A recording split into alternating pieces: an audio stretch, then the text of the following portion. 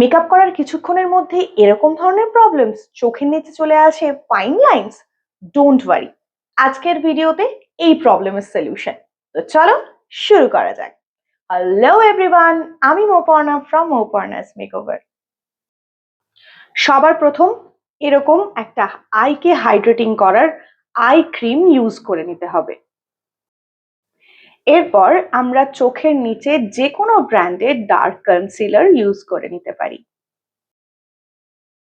Next step, foundation লাগানোর সময় খেয়াল রাখতে হবে চোখের নিচের এরিয়াটা যেন ফাউন্ডেশন না লাগানো হয়। সবসময় খেয়াল রাখতে হবে আমাদের চোখের নিচের মেকআপের লেয়ার যেন সবসময় যতটা সম্ভব কম রাখা যায়, তাই আমরা পাউডারও লাগাবো খুব মিনিমাম কোয়ান্টিটিতে।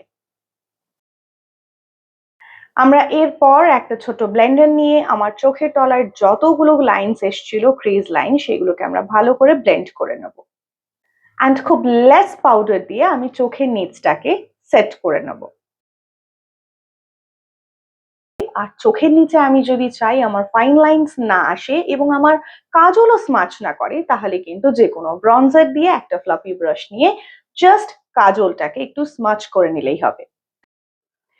আশা করি আজকের ভিডিও সবার খুব ভালো লেগেছে। Hope this helps. বাই।